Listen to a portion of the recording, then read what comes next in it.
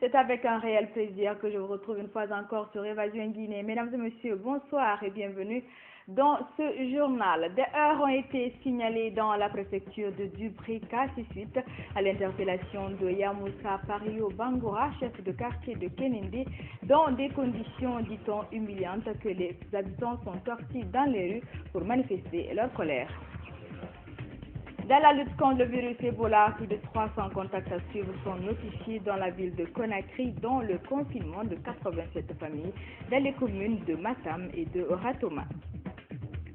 Conakry, capitale mondiale du livre en 2017, l'information officielle a été donnée ce mercredi par les acteurs concernés au gouvernorat de la ville. Quels sont les enjeux de cette consécration? Élément de réponse dans ce journal. C'était là les titres de cette édition. Pour ceux qui viennent de nous prendre en marche, bienvenue à tous. En bref, l'impasse politique perdure en Guinée. Elle est toujours caractérisée par le blocage du dialogue. L'opposition n'exclut pas de reprendre bientôt ses manifestations de rue. Cette décision fait suite au rejet de la proposition de cette coalition par la majorité présidentielle. La recomposition paritaire des 342 délégations spéciales avant la tenue de la présidentielle du 11 octobre prochain est la principale forme de discorde. À présent, sauvons les vies, c'est le thème de la conférence débat tenue ce mercredi à Conakry par le syndicat des pharmaciens officines privées de Guinée. Une rencontre pour expliquer le danger et le combat engagé contre les fabricants et les vendeurs de faux médicaments. Il s'agit aussi d'associer dans cette lutte les élus locaux de la capitale, les administrateurs des marchés, les services de sécurité et ceux évoluant dans le domaine de la santé étaient présents à cette rencontre à Djirato-Ba.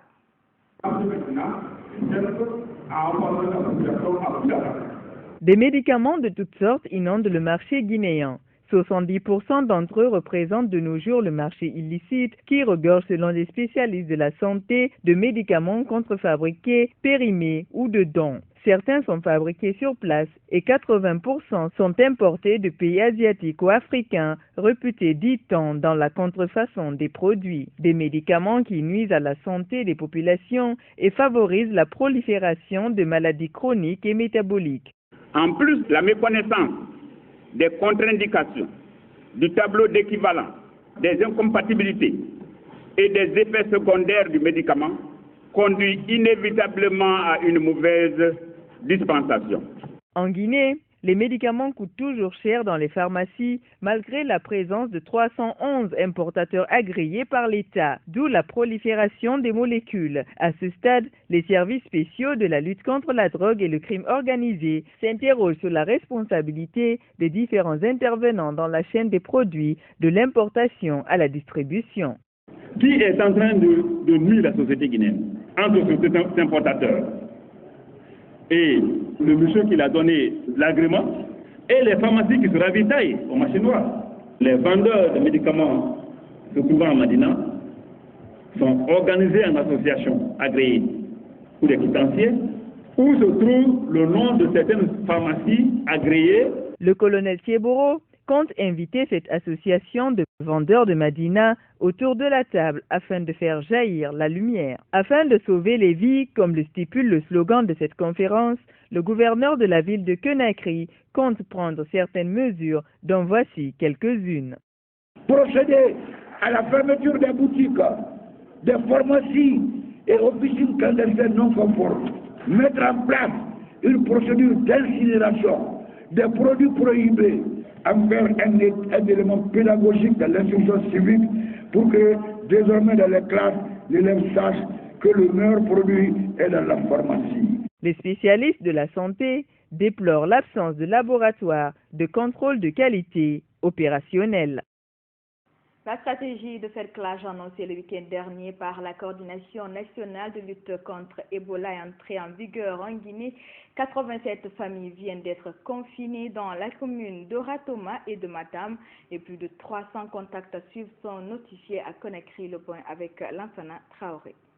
Les premières personnes mises en microcerclage sont dans les quartiers de Nassourlaye, dans la commune de Ratoma. De même, dans la commune de Matam, 2 quartiers sont concernés par cette mesure.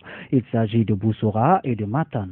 Pour les 2 communes, les 4 quartiers, nous avons 340 personnes contacts qui sont recensées dans 87 familles.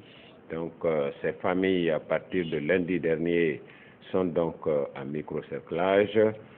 Ça veut dire que leurs mouvements sont restreints et ça veut dire aussi qu'on leur apporte tous les vivres dont ils ont besoin pour ne pas bouger pendant 21 jours.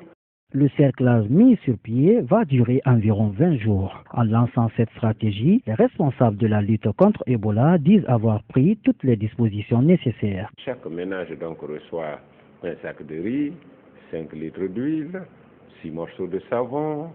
Nous avons 2 kilos de viande par jour pendant 10 jours pour chaque famille. Et 2 kilos de poisson pendant 11 jours. Donc 10 jours et 11 jours, ça fait 21 jours. Nous avons 30 000 francs multipliés par 21 jours pour chaque famille. Nous avons nos agents de santé qui sont installés dans ces quartiers avec tous les stocks de médicaments pour traiter toutes sortes de maladies. Face à la recrudescence de ces cas positifs dans la capitale, la Coordination nationale de riposte à Ebola a décidé de faire appliquer à Conakry la mesure qui a réussi en campagne. Les autorités sanitaires attendent beaucoup du semi-confinement appelé cerclage ou confinement humanisé. Elle s'inscrit dans le cadre de la nouvelle stratégie de lutte contre Ebola. Cette nouvelle stratégie que nous avons expérimentée à Koletea, ça c'est dans Siruru, Forêt-Caria. Nous l'avons expérimentée à Tanene, ça c'est dans Dubreka. Et nous avons appliqué la même stratégie de cerclage à Kibali, dans Benti, ça c'est à Forêt-Caria. Et nous sommes en train d'assécher les cas d'Ebola dans cette localité. On s'est dit donc que dans cette riposte à Ebola, les expériences qui réussissent, il faut les continuer. Sur le même plan, santé, sécurité au travail et la prévention de la fièvre hémorragique à virus Ebola, c'est le thème d'un atelier de formation organisé par Action Génie Conseil en collaboration avec la Banque mondiale à l'intention des cadres de la fonction publique et certaines entreprises. L'objectif est d'outiller les participants en matière de prévention de la maladie. Reportage signé Mariam Sall, Tchernofali Diallo. Cette initiative de l'entreprise Action Génie Conseil en synergie avec la Banque mondiale s'inscrit dans le cadre de l'éradication de la fièvre hémorragique à virus Ebola. Pour y parvenir, les 28 structures passent par la formation des cadres de l'administration et ceux de certaines entreprises. Dans les PME, on a ici des BTP, vous avez vu ce matin, c'est un peu même exceptionnel, on a un seul représentant BTP, mais dans beaucoup de... Les BTP représentent environ, je crois, c'est 15 à 18% des participants à nos ateliers Ebola. Et puis au niveau des grandes entreprises minières, ils ont déjà, eux, des structures et puis des moyens pour organiser des formations à l'interne. Donc, nous, c'était important aussi de viser des entreprises qui ont peut-être un peu moins de moyens, mais à travers lesquelles ce message vraiment important doit être véhiculé. Les participants de cet atelier comptent s'impliquer davantage dans la lutte contre l'épidémie qui a endeuillé des familles et abaissé l'économie des pays touchés par la maladie. C'est un sujet d'actualité. La société se propose aussi, à travers moi, de faire passer le message aux travailleurs comment d'abord la maladie se présente et comment la maladie, alors on peut l'éviter, c'était le point le plus important. Et quelle doit être la conduite à tenir d'un chef d'entreprise face à un cas de fièvre. Voilà, c'était vraiment les points importants. Et comment les éviter? Alors, ce sont des différents points qu'on a vraiment essayé de développer ici aujourd'hui. Cette formation, j'ai retenu beaucoup de choses, à savoir le vide qu'il y a en Guinée, les risques que les travailleurs courent tout le temps, mais ils sont sans protection, personne ne pense à eux, alors que le législateur a déjà pensé à eux, mais personne ne pense à faire appliquer. D'ailleurs, c'est une question dont beaucoup de domaines souffrent en Guinée. Cet atelier de formation est organisé en un moment où l'épidémie perdure. Les participants pourraient jouer un rôle incontournable, notamment dans la prévention de la lutte contre Ebola. Santé toujours, lancement officiel ce mercredi des activités du collège médical de la Caisse nationale de sécurité sociale. Si dans l'enceinte de la CNSS, le bâtiment est composé de plusieurs services, notamment d'un centre de diagnostic, d'une imagerie médicale et d'un laboratoire de référence. La cérémonie de remise de ce collège médical a été présidée par le ministre porte-parole du gouvernement, Sonti Fori Issouma. C'est la fin du calvaire des patients guinéens. La Caisse nationale de sécurité sociale vient de mettre au service des citoyens un collège médical flambant neuf. Il est équipé d'appareils de dernière génération. Aujourd'hui, pour moi, c'est un grand jour. Un rêve devient une réalité. Nous avons créé tout récemment avec la collaboration du gouvernement guinéen ce que nous appelons l'Institut national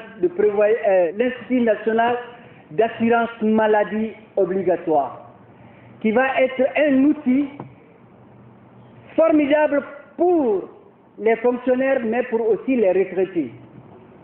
Aujourd'hui, nous nous trouvons devant un premier pas, celui de doter les travailleurs guinéens d'un outil précieux de diagnostic. Diagnostic pour découvrir les maladies. Faire face aux risques sociaux est l'un des soucis majeurs de la CNSS. Il a invité les travailleurs à plus de responsabilités et ce, dit-il, pour la bonne marche de ce centre. L'acte que nous posons aujourd'hui s'inscrit dans le document stratégique de l'institution. Est une source d'espoir que notre vision de la Caisse nationale de sécurité sociale est possible et nous y croyons profondément malgré toutes les difficultés liées à la conjoncture économique. Le représentant du gouvernement a tout d'abord salué la coopération Sud-Sud grâce à laquelle ce projet a vu le jour. Il a également félicité les cadres de la CNSS. Je vais paraphraser une citation qui dit que celui qui pense que la santé coûte cher n'a qu'à essayer la maladie et faire la différence entre les deux. On n'investira jamais assez dans la santé. Et lorsqu'une initiative comme celle-ci permet d'avoir une avancée majeure dans le diagnostic, qui est l'élément fondamental du traitement des maladies, alors cette initiative est à féliciter. La Caisse nationale de sécurité sociale compte créer une unité de scanner, une unité d'échographie et de mammographie numérisée pour mieux faire face aux risques sociaux. Je vous le disais au début de cette édition, la préfecture de Dubreka a été le théâtre d'une grande manifestation populaire des citoyens. Ce soulèvement fait suite à l'arrestation et à l'emprisonnement du chef de quartier de Kénéndé dans des conditions, dit-on, humiliantes. Yamoussa Pario Bangoura est cité dans une affaire domaniale d'environ 100 millions de francs guinéens. Conduit au palais de justice de Dubreka, il a été obligé de signer un procès verbal par le juge d'instruction Marwan Baldé, chose qu'il a refusé. Mori Sidibé Yaté, voici son reportage.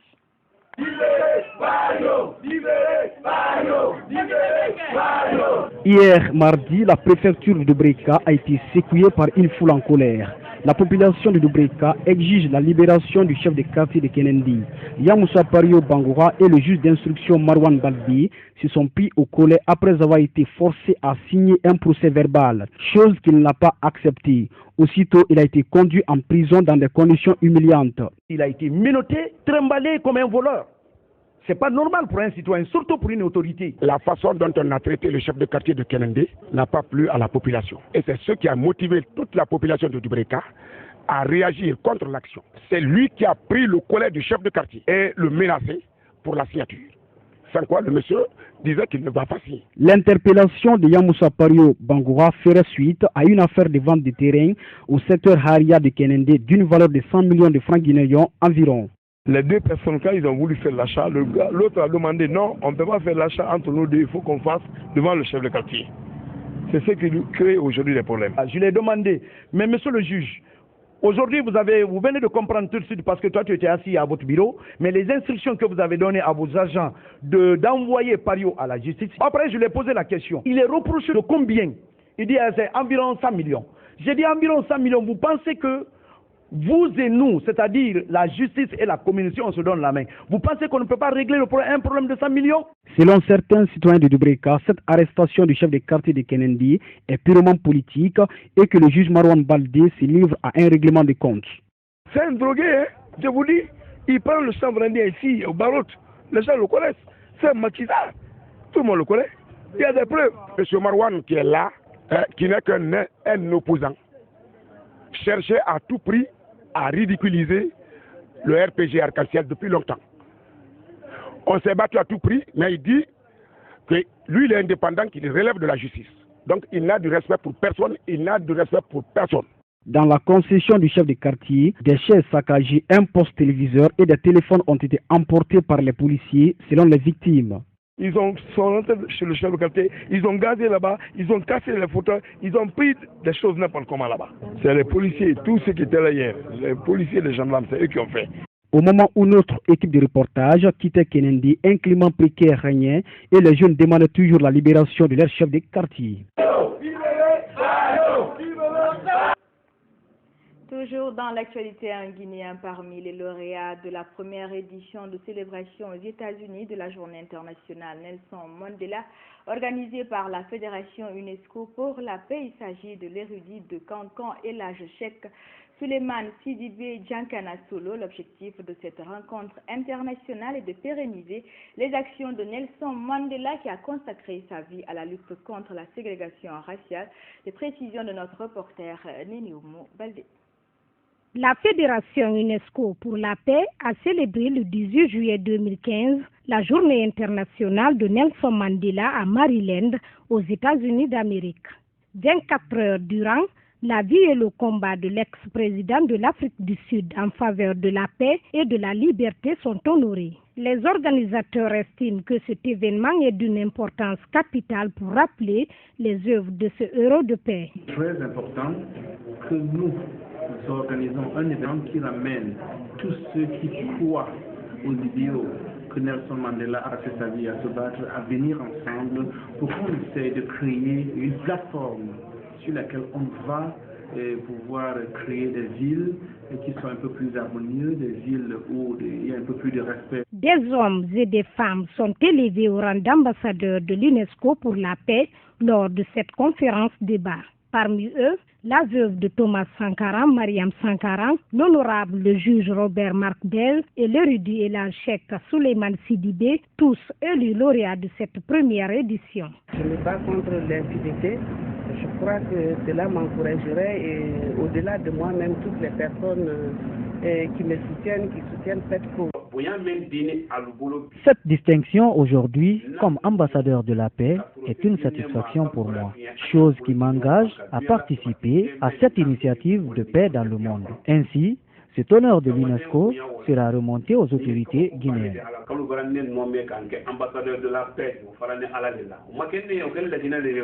L'on se souviendra que Nelson Mandela est décédé il y a de cela 2 ans. Encore une autre bonne nouvelle pour la Guinée. L'information a officiellement été donnée ce mercredi. Conakry, désignée capitale mondiale du livre en 2017 devant les médias au gouvernorat de la ville. Les acteurs impliqués dans le domaine ont épluché les enjeux de cette consécration. Mamadi de Condé pour le reportage. Conakry, capitale mondiale du livre 2017, la décision a été prise le 30 juin dernier par un comité d'experts, mais l'information n'a été donnée que lundi 21 juillet par l'organisme onusien en charge de l'éducation, la science et la culture. Conakry, un très méritant candidat, selon le communiqué de l'UNESCO et de ses partenaires. Selon le communiqué de l'UNESCO, Conakry a été retenu par la qualité de son programme. Ça, c'est extrêmement important. Le programme qu'on a proposé sur une année est un programme exceptionnel. Conakry a été retenu parce que les Guinéens ont soif de lecture. Ça a été clairement dit.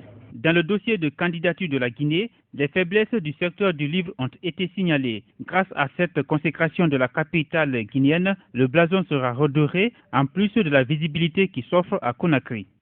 Le livre coûte cher en Guinée. Pourquoi? Parce que le livre n'est pas fabriqué en Guinée.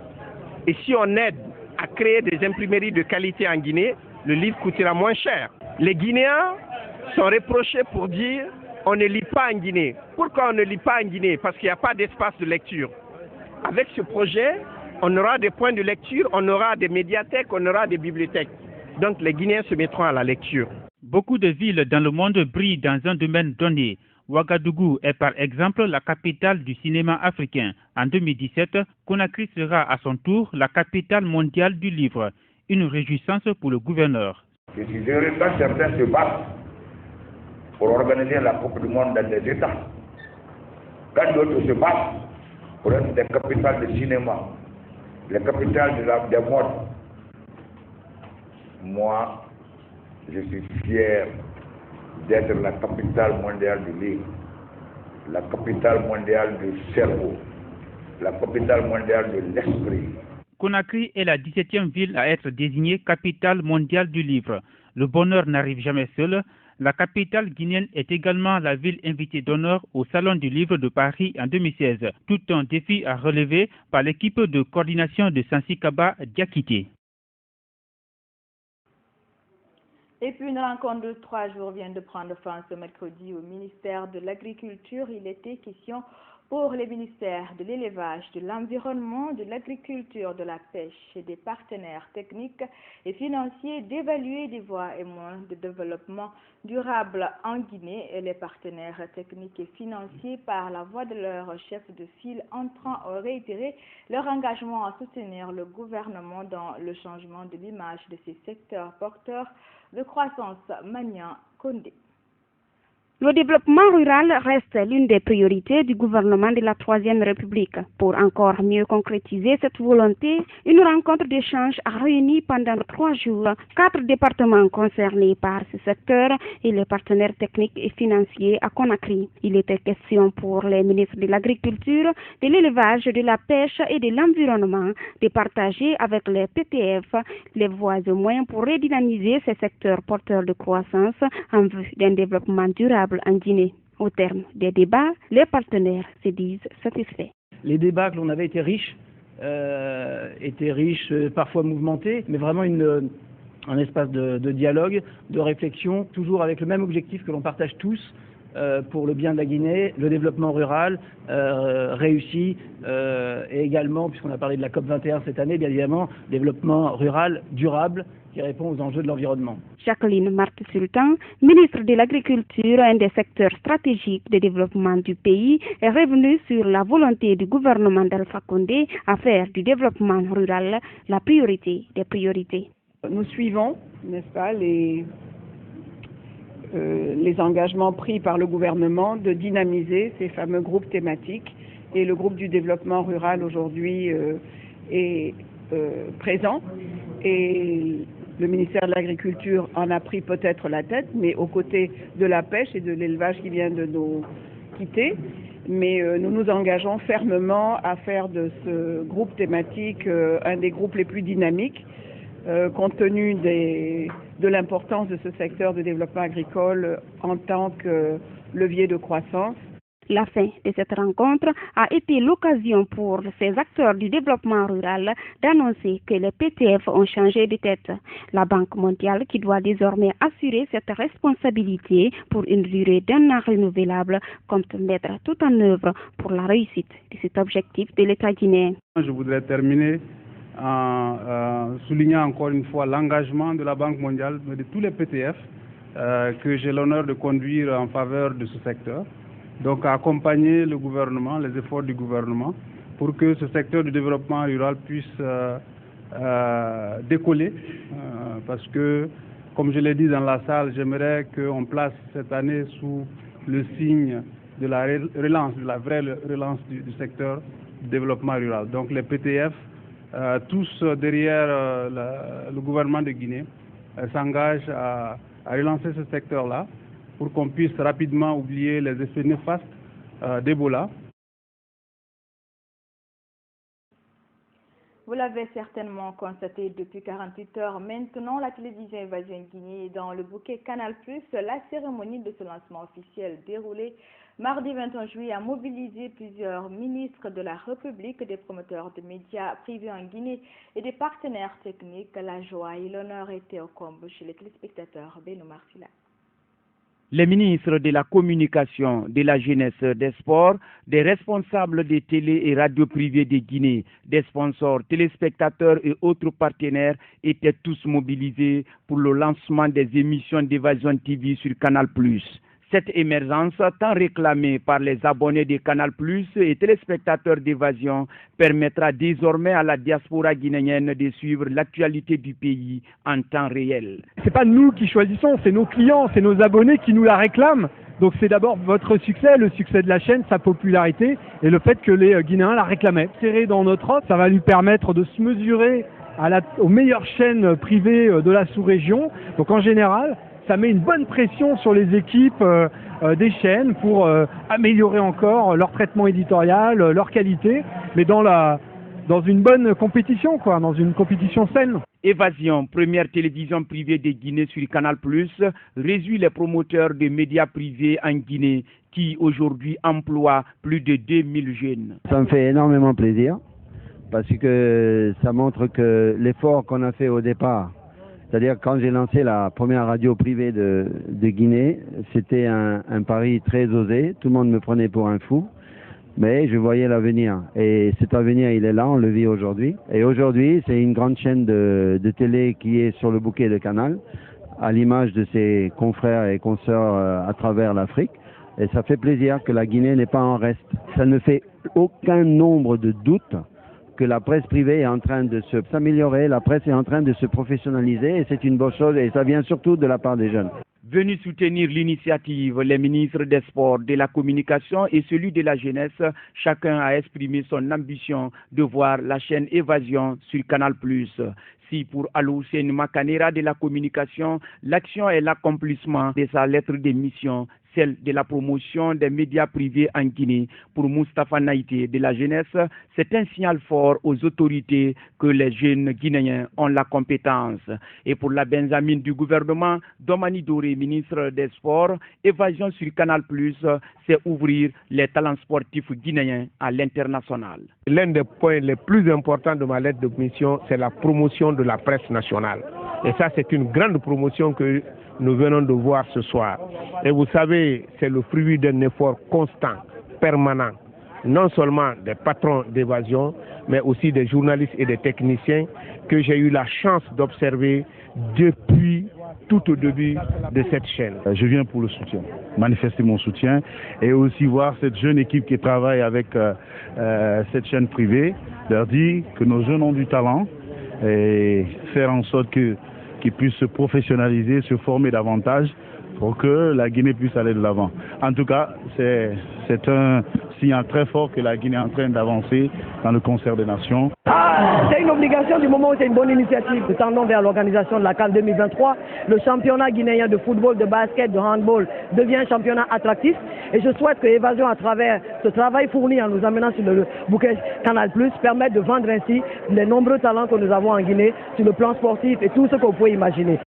Mesdames et messieurs, à présent prend place la rubrique invitée du journal. Je reçois pour vous sur ce plateau Madame Ambre Jarno, responsable communication Canal+ pour 12 pays d'Afrique. Bonsoir Madame. Bonsoir. Merci d'être là avec nous ce soir. Merci de me recevoir. Alors, dites-nous, la chaîne Évasion TV est sur le bouquet Canal+ depuis hier. Quels sont les avantages de ce partenariat pour notre groupe de presse et pour les téléspectateurs?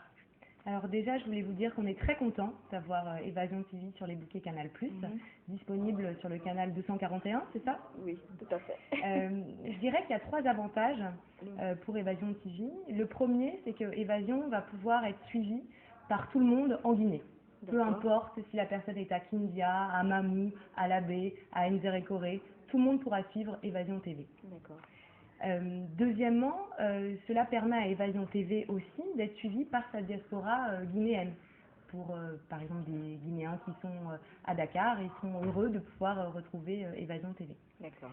Et troisièmement, je dirais que cela permet la promotion aussi de la Guinée, puisque les bouquets Canal+ offrent une couverture très importante dans plus de 25 pays d'Afrique. Donc je pense que oui, c'est pas mal, même un peu plus. Donc je pense que c'est vraiment une belle chose et nous sommes ravis de donner cette ampleur à Évasion TV qui va pouvoir se montrer sur son plus beau jour. Ok. Et après ce lancement, est-ce que vous avez prévu une campagne de communication? Alors oui, on a prévu une belle campagne de communication puisqu'il faut que tout le monde soit au courant. Oui, c'est l'objectif. Alors on va communiquer en province, mais nous allons aussi communiquer fortement à Conakry, que ce soit à la radio. Et d'ailleurs, vous avez déjà commencé à nous aider là-dessus sur votre radio. Et nous allons aussi communiquer à travers une belle campagne d'affichage que vous pourrez retrouver d'ici la semaine prochaine à Conakry, dans plusieurs quartiers de Conakry. Alors, quels sont les avantages pour le bouquet Canal+ de diffuser Évasion Guinée? Alors déjà, j'aimerais insister sur le fait que nous avons fait monter des médias guinéens sur les bouquets Canal+ il y a déjà quelques années. Nous avons la RTG qui est disponible. Nous avons 4 chaînes de radio qui sont disponibles, Espace FM, Sweet FM, Nostalgie et Chérie FM. Donc on est content d'enrichir encore cette offre de médias guinéens sur les bouquets Canal+. Je pense que ce qui est important aussi, c'est que nos abonnés à nous, donc ceux qui souscrivent déjà au bouquet Canal+ en Guinée, pourront maintenant suivre Évasion TV sur le canal 241 simplement. Et dans une qualité optimale, puisque c'est ce que le satellite permet, donc c'est une bonne chose. Et puis, j'aimerais préciser aussi que Évasion TV sera disponible dès la formule Access, qui est notre première formule, qui, comme son nom l'indique, est accessible, où on peut retrouver déjà une quarantaine à peu près de chaînes africaines. Donc voilà, on est ravis qu'Évasion TV vienne compléter la richesse de nos bouquets Canal+. On est aussi ravis. Merci à vous. Je vous rappelle, mesdames et messieurs, que c'était là sur ce plateau, Madame Ambre Jarno, responsable communication Canal+ pour 12 pays en Afrique. Sur ce, prend fin cette édition d'information que j'ai eu le plaisir de vous présenter à tous. Merci de l'attention. Au revoir, bien sûr, sur le www.groupe Évasion Guinée et bien sûr sur le bouquet Canal+. Au revoir.